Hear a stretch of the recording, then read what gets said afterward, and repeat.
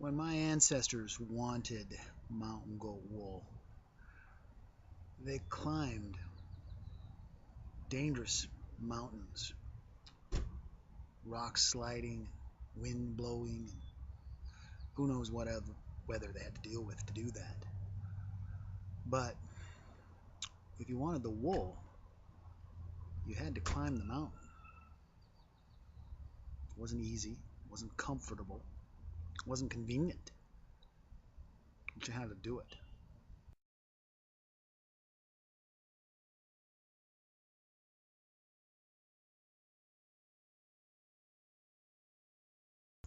And we know this. And sometimes we try to pretend that there isn't. Sometimes we try to pretend that things are the way that the Creator intended. I don't really believe that. I don't believe that Indian people were created to be at the bottom of every single social indicator that the government keeps track of. I don't believe that our teenagers should be committing suicide 3, 4, 5 times more often than any other group out there. I don't believe that our young people should go through life without even a high school education because they drop out in ways that no one else does. We have problems in our community. We're suffering, we're hurting. And that's what the Rise is about. That's what the Rise is seeking to handle. When I was 10 years old, my favorite auntie taught me how to drive. And she didn't do it, as I recently did with my own son, out of a sense of pride in teaching a child to do something. She did it because she needed me to drive her home from the bar. Now, when I was a child, it was still exciting. But as I'm older, I look back at that and I think to myself, how terrible is that? How many of us can really say, everything's wonderful, there's nothing wrong, my life is great, my family is just terrific, all of my friends have their lives together, everything's wonderful? How many of us can really say that? And is it true? Is it really true? Our kids, they watch TV, we've got cable TV, we've got satellite, we don't have a lot else in many cases, but we have those things, and our kids, they watch all of these upper middle class white families and they think to themselves, why can't I have those kinds of comforts? Why can't I have these things that seem nice to have? And it's no wonder that so many of them are taking their own lives. And it's always the best and brightest in our community, isn't it? So we see that these problems, they have real effects, more than just, well, this is my problem and I'll deal with it. If your kid is watching you struggle through life, your kid starts to think that there's no hope. We see in many ways that things are actually even getting worse. We're losing our languages. We're losing so much of the old knowledge. How many of our kids could go out in the woods and survive something that 100 years ago any one of us would have been able to take for granted? Here's the thing that I'm worried about, and I know many of you join me in this. I'm really worried about the future and how things could be a lot worse. There are very few of us left who speak our native tongues. There are very few of us left who have any real functional whole viewpoint on traditional culture. Some of us know a lot about dance, some of us know a lot about art, but how many of us know all about everything having to do with the cultures? Not many.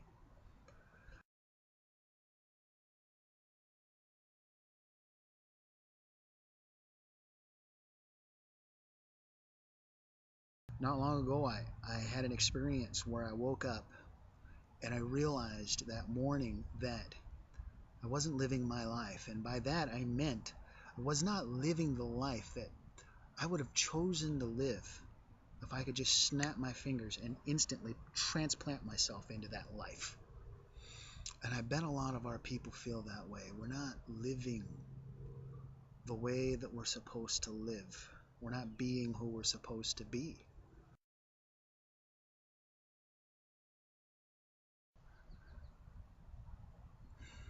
The other day, somebody asked me, why change the people? Why not change the system?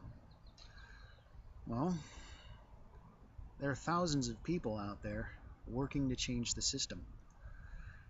And I'm not going to say that they shouldn't do that. Maybe they should. But I'm not sure that changing the system alone will cause anything to be different.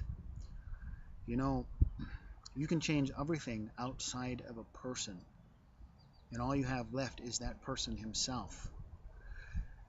It's probably why I've never heard of any group of people that have a higher suicide rate than our American Indian teenagers, than lottery winners. You can change a person's circumstance, but that doesn't mean that you've changed their life.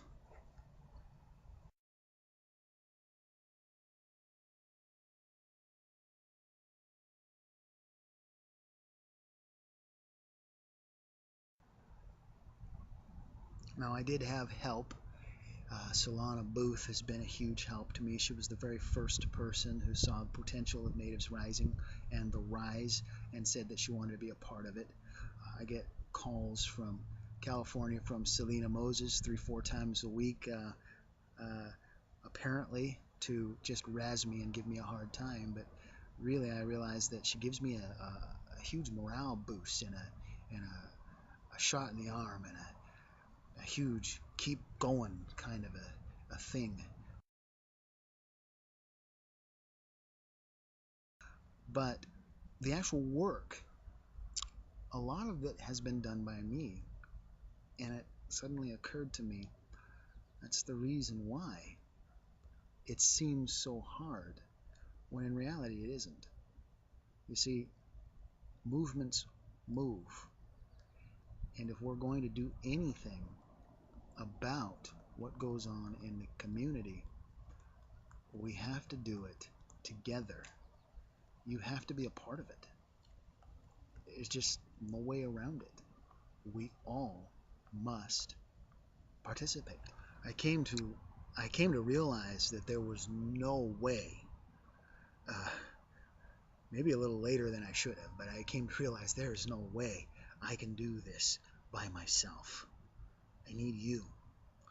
And I go back to the vision that I had originally, and I realized that the Creator was saying that to be a member of this movement called the Rise, to be a member of this activity, which is literally lifting our people up by the Spirit and raising the spiritual well-being of Native people everywhere, I realized that to be a member of that is to participate.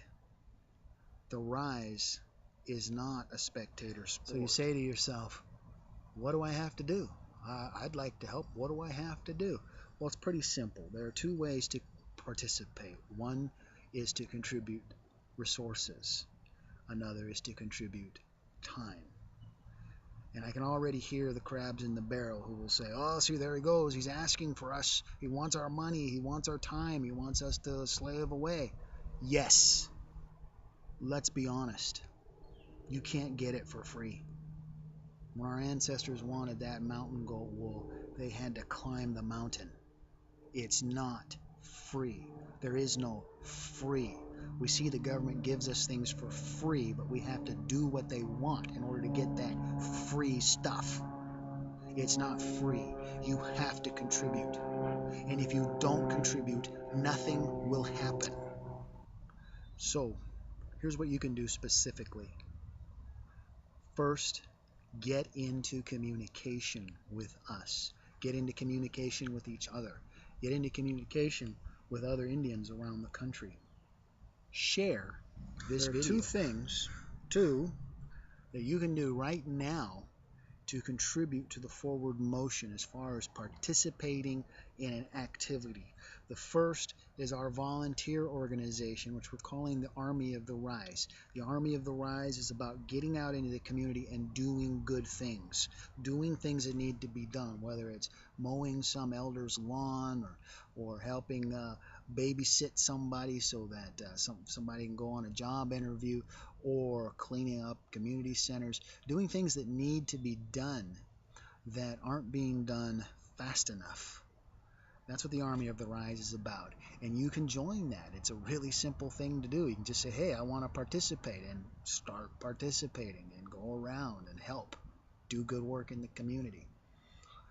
Now, the other thing that you can do, we're looking for 12 very special people. We're calling this our leadership training program. So I say again, Natives Rising does not own the Rise. A lot of people are doing the Rise already. They just didn't know that that's what it was called. There's lots of us out there doing great things. We want to connect those people, create an opportunity for those people to coordinate what they're doing.